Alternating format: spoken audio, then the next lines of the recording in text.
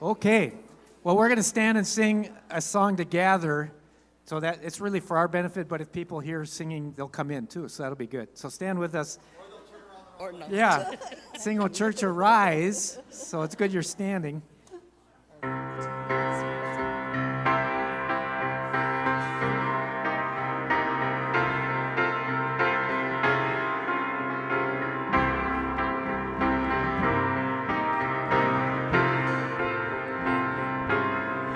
Church, arise and put your armor on. Hear the call of Christ our captain. For now the weak can say that they are strong in the strength that God has given. With shield of faith and belt of truth, we'll stand against the devil's lies. An army bold, whose battle cry is love, reaching out to those in darkness.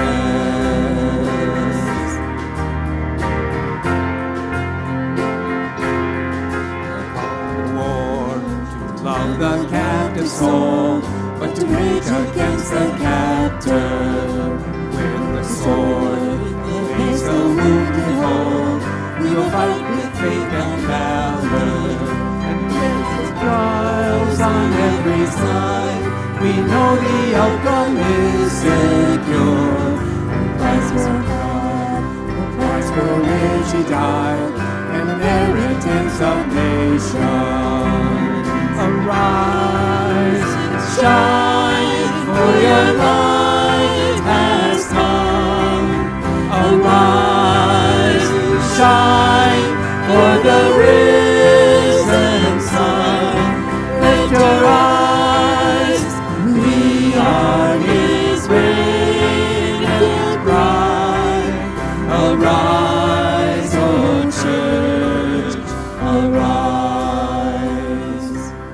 Come see the cross where love and mercy meet, as the Son of God is stricken, and see His foes lie crushed beneath His feet, for the conqueror has risen. And as the stone is rolled away, and Christ emerges from His grave, the victory march continues till the day every eye and heart shall see Him.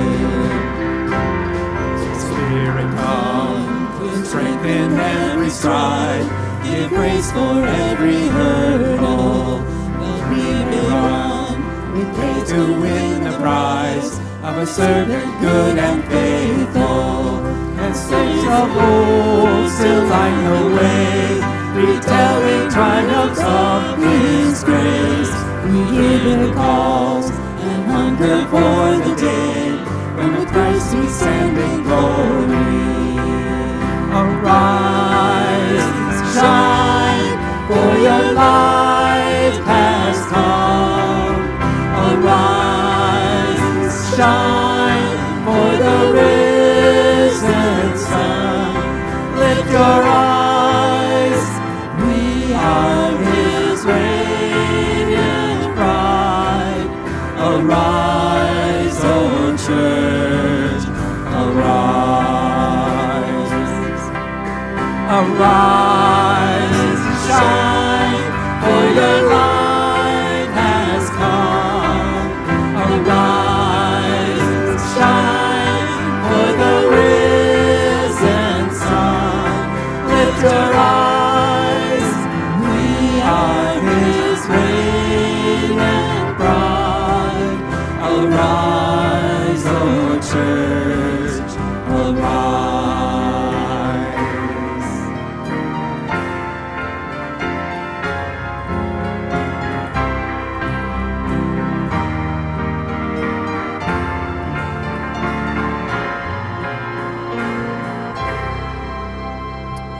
Thanks for that singing. You may sit now, church.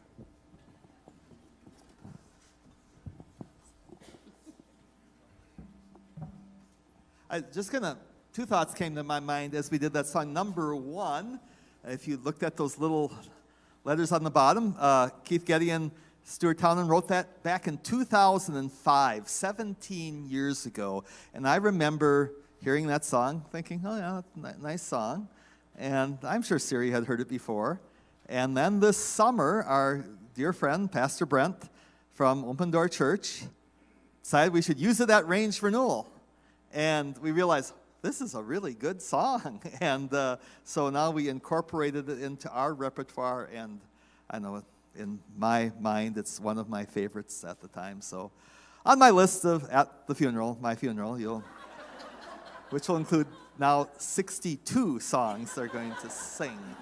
Secondly, note that I have the slide, and that's been our background slide for the last couple of weeks. Those are conifer trees. Those are not leaves. Those are needles, which Craig tells me that, and it looks like a western mountain, so their tamarack are called larch. Those are larch, and like our tamarack, they turn yellow and fall off. And they really are pretty. They really are beautiful. When the rest of our leaves are gone, then the tamarack take up that task of the trees declaring the glory of God and the leaves showing forth his handiwork, or the needles showing forth. Okay, come on up here, you two. This is our last session. I don't think I need my glasses, but I might. So a few months ago, we decided to do Harvest Festival. Again, we had 2 years we didn't have it? And so we decided to do it, and so we need a speaker. So I made a call to Jonathan Woodyard at Bethlehem College and Seminary, a fine person, and asked if he could come and speak. He says, oh, I'd love to come and speak. And then he called back a couple of days later. He says, oh, what weekend was that? Oh, I'm sorry, I've got a conflict, another church scheduled. But, we could probably send someone else. And I thought, oh, that would be really cool. So then I think were emails, and then it's Timothy Davey. And my first thought was, I've never heard of this guy. And he's not really listed as a seminary faculty or a college faculty. And I thought, God is sovereign. We've spent Esther, think providence.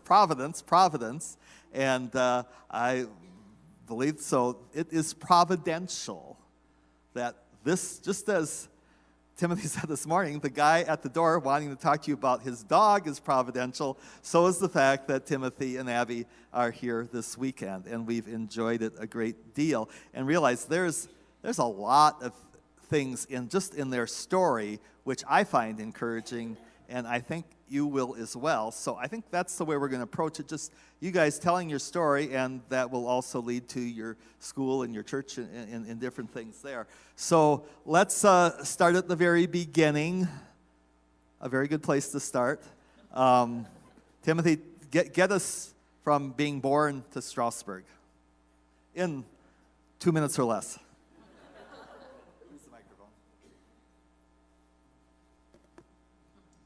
You were born in Belgium.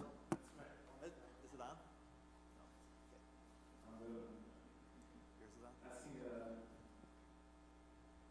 Asking a professor to explain something in 2 minutes or less is always dangerous. Yeah, like that 20-minute talk that took 40 minutes, yeah. I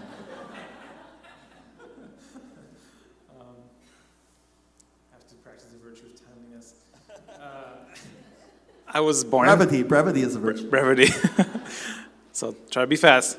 Born in Belgium, French-speaking Belgium, so we have French-speaking, Dutch-speaking. It was French-speaking to immigrant parents. To make it short again, I, at one point, became agnostic and stayed that way for a very long time. Then the Lord really sought me and saved me. Which in Belgium is kind of the norm, to be an agnostic or atheist. That's right. Belgium is one of the least reached place in Europe, at least. I didn't meet anyone who would say he was a Christian that was under 50-year-old growing up. So that's pretty much Religion dead. was for old people. This is pretty much, unfortunately, what people believe. Yeah, and that's what I believe as well. And so, to make it very short, the Lord very sovereignly saved me, flipped me dramatically, and I was so shocked by the way I was saved and so in love with my Savior that I made a very irrational choice, maybe a rational choice. Faith can be irrational. I decided to go to Jerusalem and study theology there. So I thought, let's just go where it all started. And so I studied 3 years and did my undergrad with Little Assemblies of God, if you know these Pentecostals. It was a really little institute.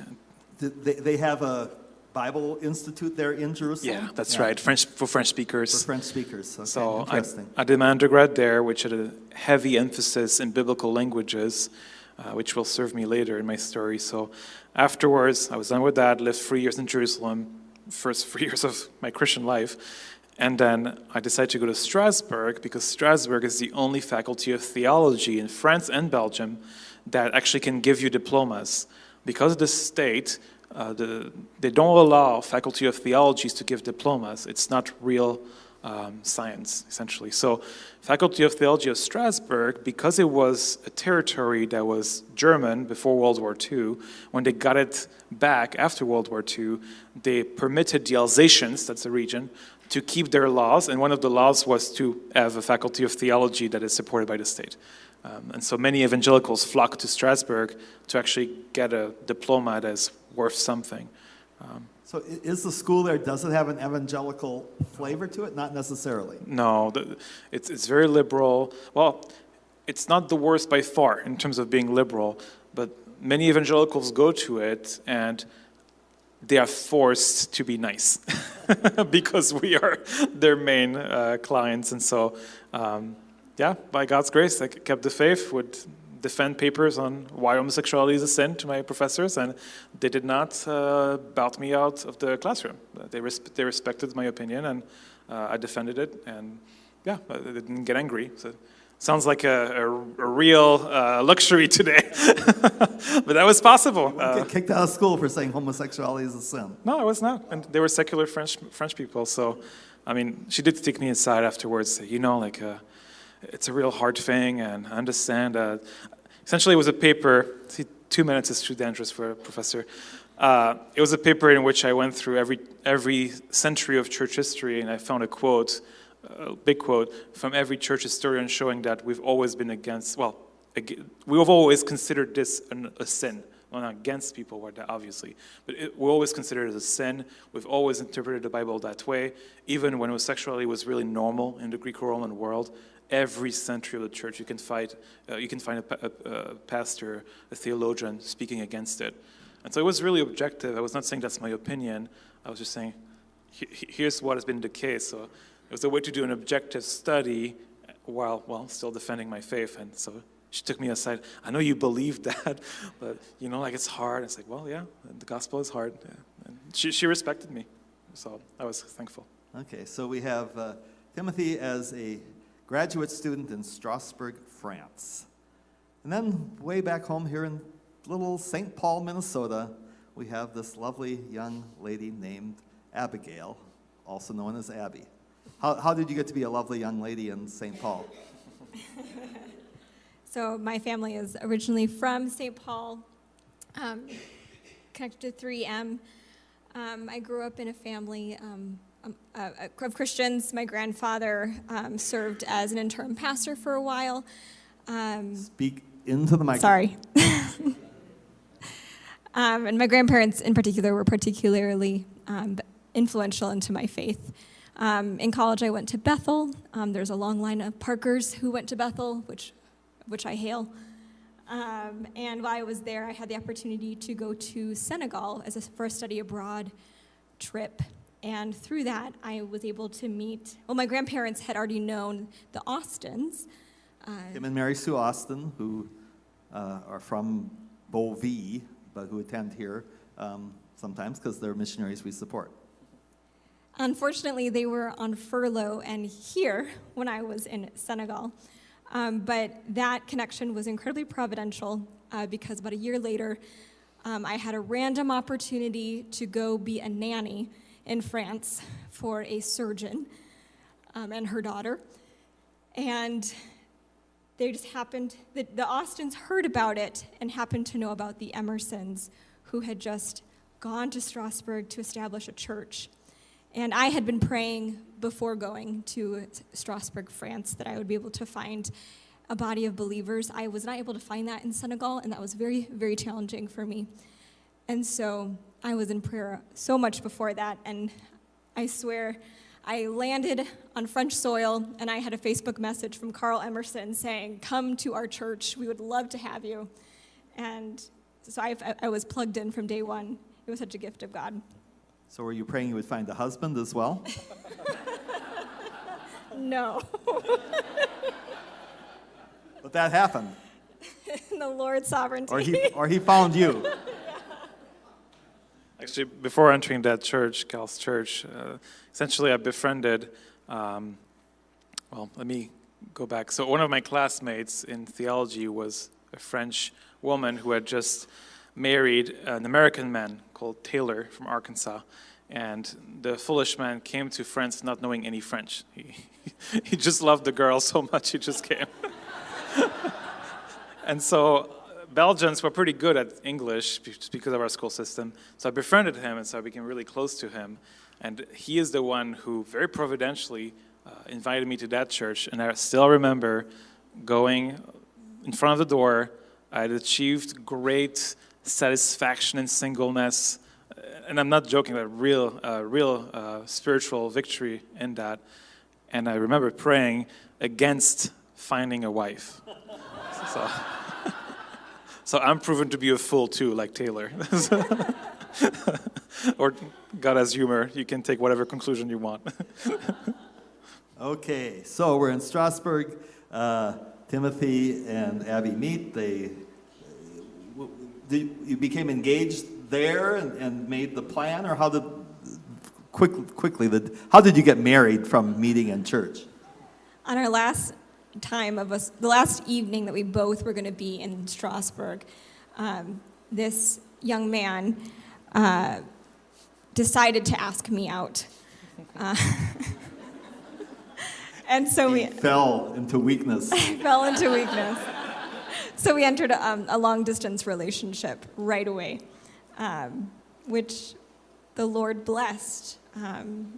For a whole year, long for a whole year. Yeah. So we did that for a whole year. I came back, went to Bethel, finished my degree, and he finished his.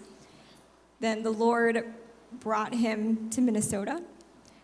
He taught French in a middle school in Minneapolis. You would love his cultural commentary on American middle schoolers. It's a tough way to get into any culture.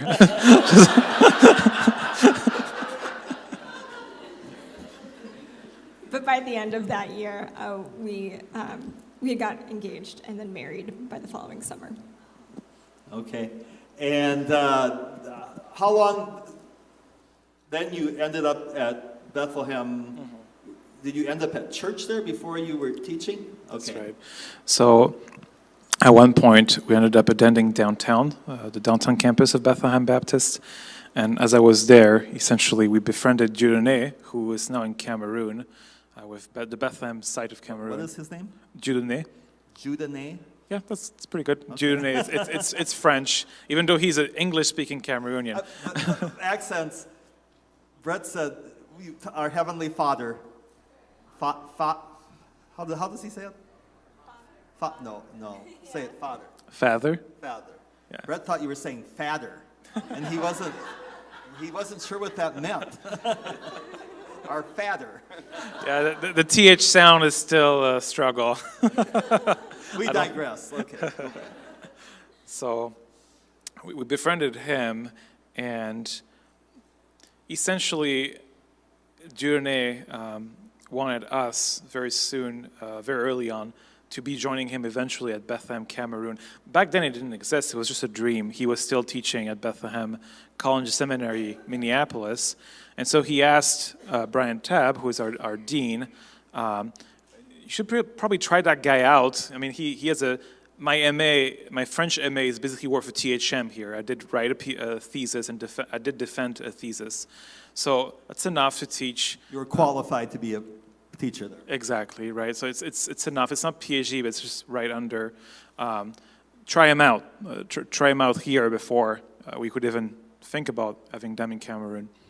So they gave me a class of ancient Hebrew, and that's where my proficiency in the biblical languages came in handy. Because again, in Israel, I did essentially 3 hours, if not 4 hours, of ancient Hebrew, 4 hours of modern Hebrew, and 4 hours of ancient Greek every week for 3 years. There's very little biblical degrees that do that. Surprising you still remembered French or English. So back then, I just enjoyed it. I didn't know it was going to be something the Lord was going to use. But essentially, I taught ancient Hebrew. They were very satisfied with my job. They asked me to become an adjunct at Bethlehem College Seminary, and I taught Greek for the evening program. We teach adults, essentially, or people in ministry that want to be equipped but don't want to leave ministry. And so I did that, taught Greek. And then for our college, we're a classical college, they wanted to start Latin because you can't be called a classical college and not have Latin. And so they asked me, do you happen to know Latin too? Because by that time I already had the language guy reputation. I said, yes, I actually do. Do you know Ugaritic? No, not that far. And so I basically built our Latin class from the ground up. I just built our syllabus, built our class, built everything, and taught Latin, Greek, and even other courses. They would give me more courses to the point that at one point they just offered me to become full faculty, which I have been for the last 2 years. So I've taught 4 years with them, and for this last year and this year, I'm full-time hired faculty. So that's my story. It's kind of an odd one into becoming a professor. Kind of climbing your way up the ladder. Let me make sure folks are on kind of the same page here. Bethlehem. Bethlehem Baptist Church is 150 years old. It is the kind of the flagship of our denomination, Converge Baptist General Conference, located in downtown Minneapolis, kind of in south downtown part of Minneapolis. For the last 30 plus years, it's been well known where John Piper was the pastor of the congregation, and he kind of brought the church to kind of national recognition. I don't know if prominence is the word. From Bethlehem came the stream to start Bethlehem College and Seminary. Part of that is recognizing, believing that there's again, something missing sometimes from traditional Christian liberal arts education, and especially seeing some other Christian liberal arts schools kind of sliding away from biblical faith, at least some of them. So that was a need. Also at the same time, Bethlehem expanded and had 3 campuses, 3 locations. Bethlehem and Timothy and Abby were at the downtown campus, the original church there, but there's Bethlehem North, and which is up in, where is that, Fridley? Around Roseville, right?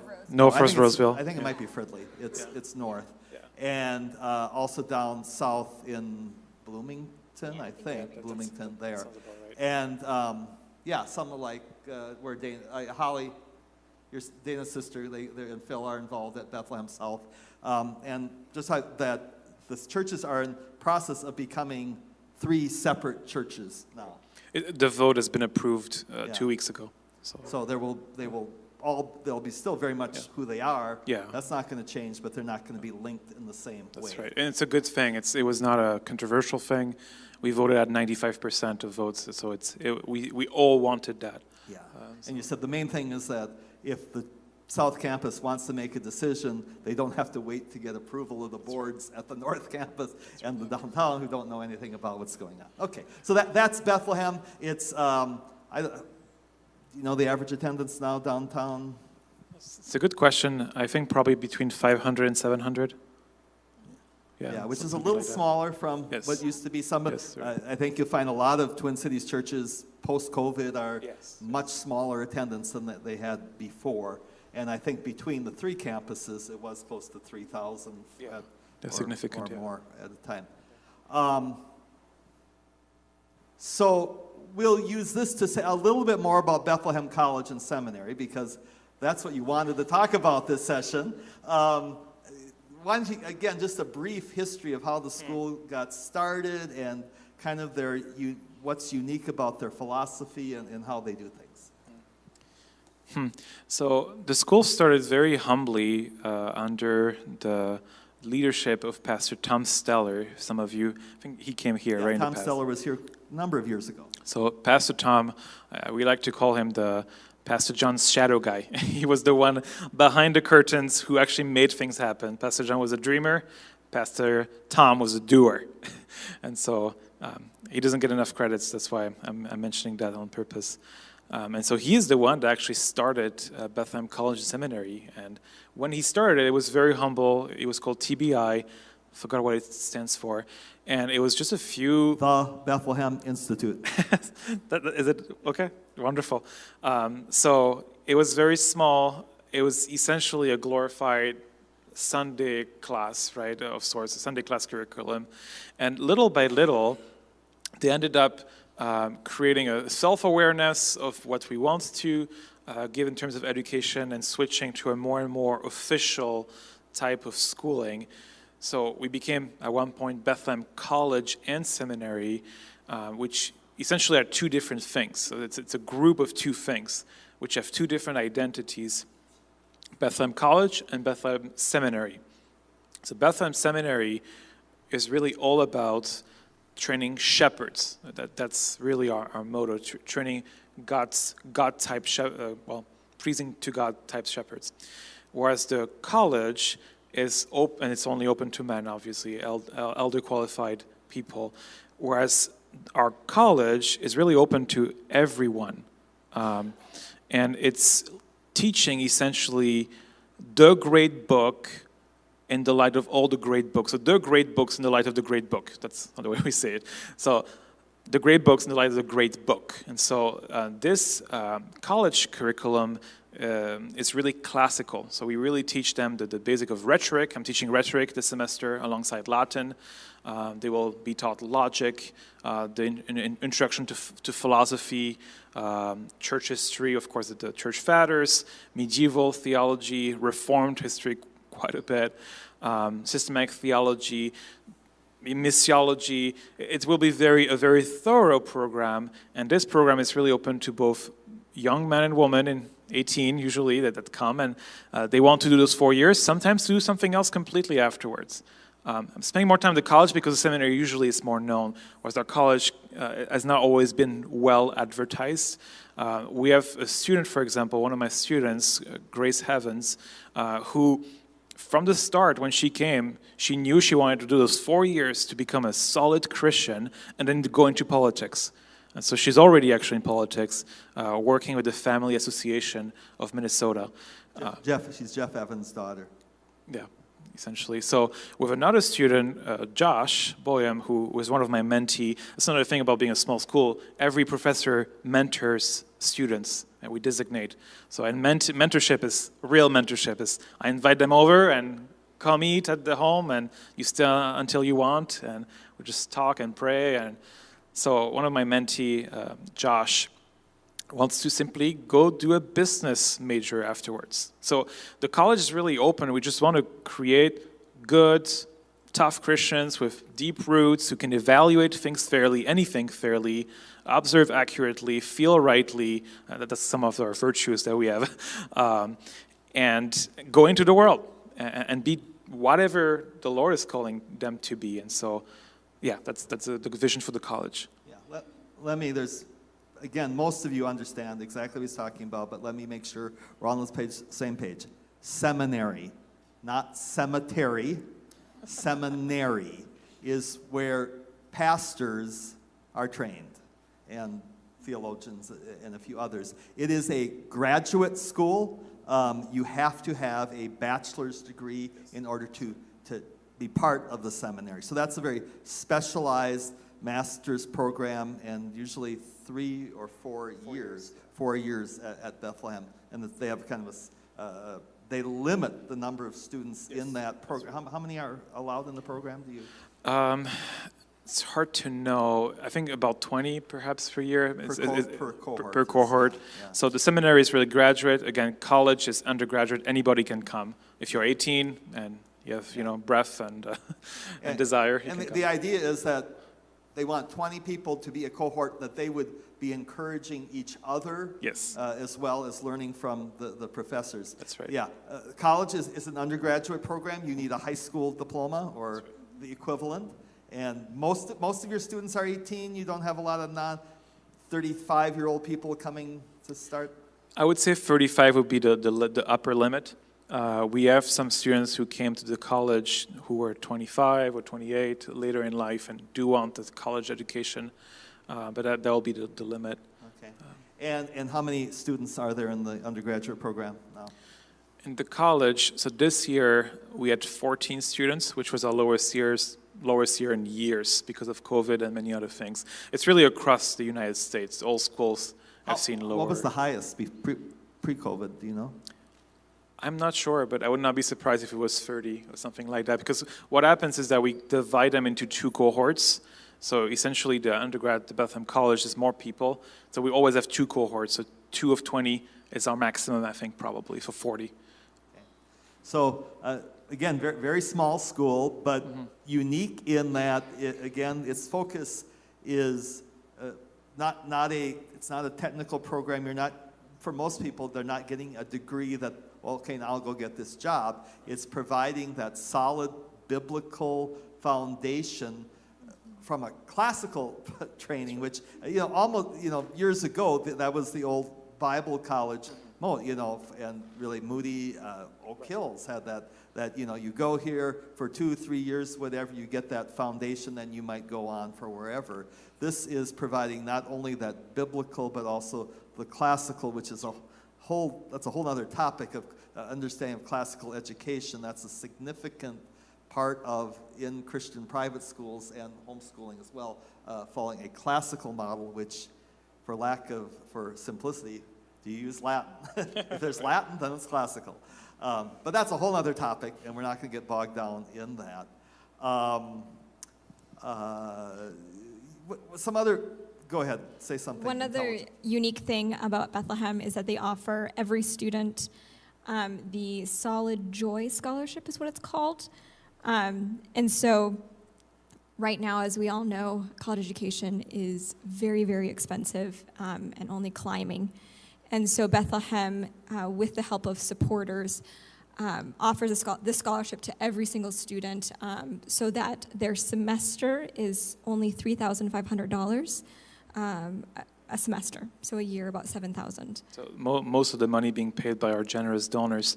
And another thing that's very important about the college is that those credits are solid and transferable.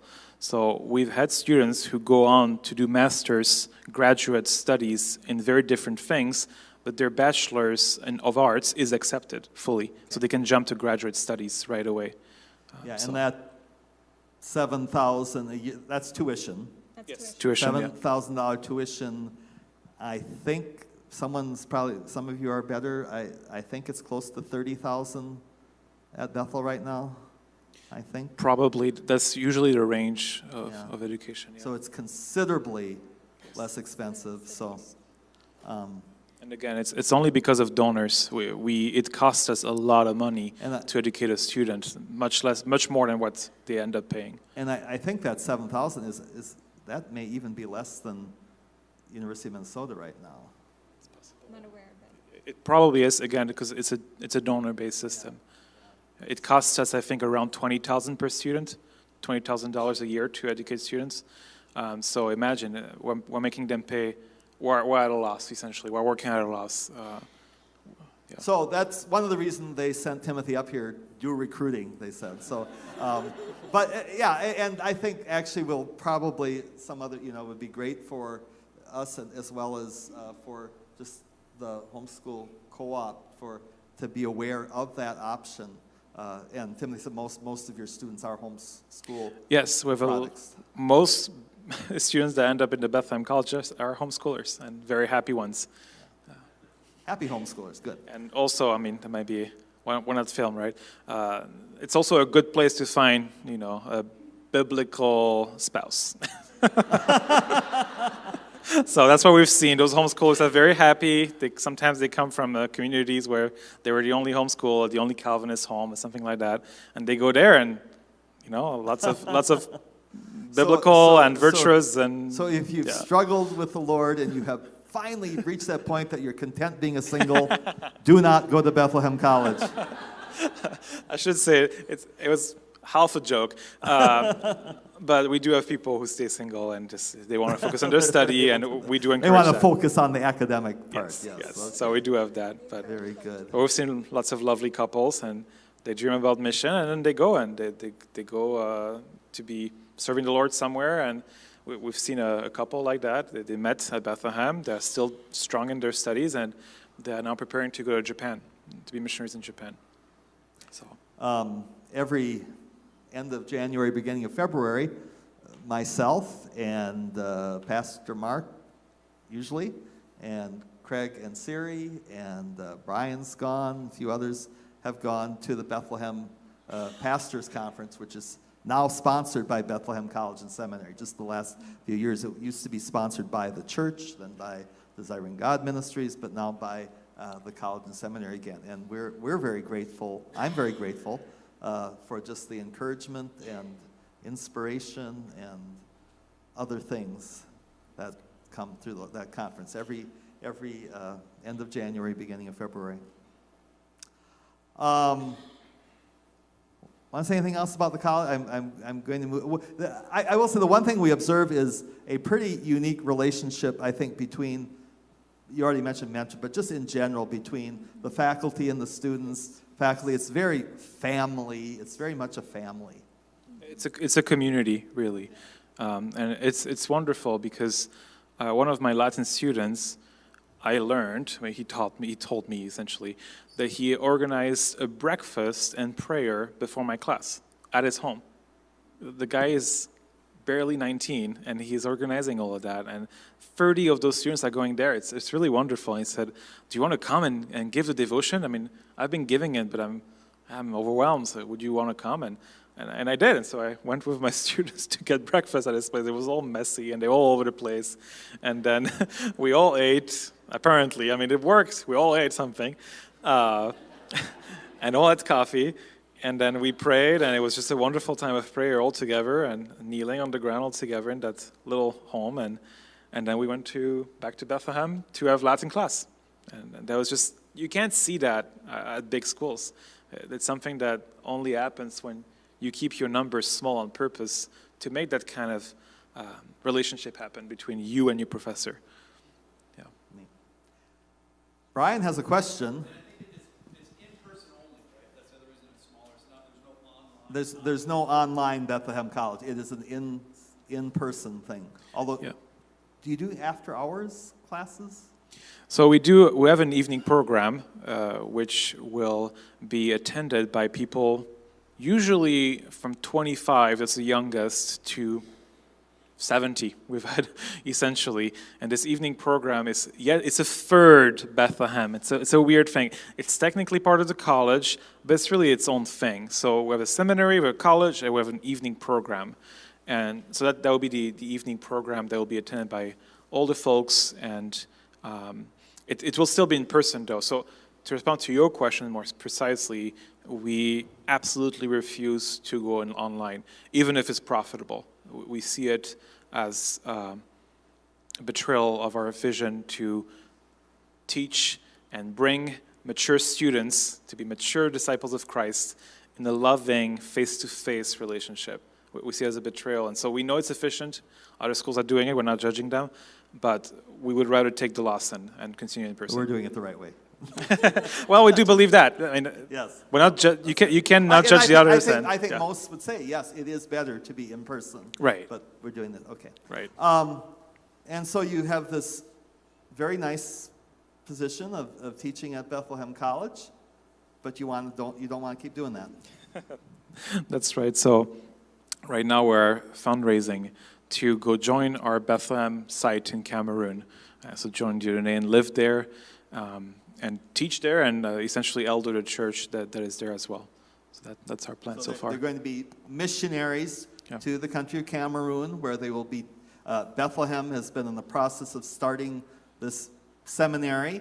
Well, it's still English speaking, but it's in the French speaking part of Cameroon. Many of you remember Philemon.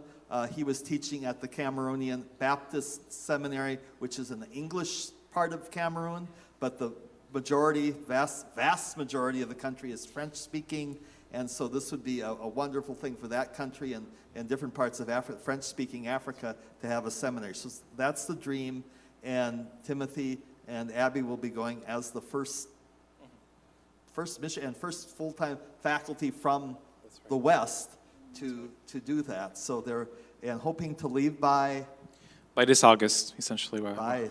just a number of months down the road. And I was thinking of this. Abby looks slightly uncomfortable up here because that's just how it is when you're how many months pregnant? 7 months. 7 months pregnant. And so they will have a little boy, and as the Lord wills, and he will be going with you to, what is the city again? Yaoundé. Yaoundé. Yaoundé. Yaoundé. Perfect.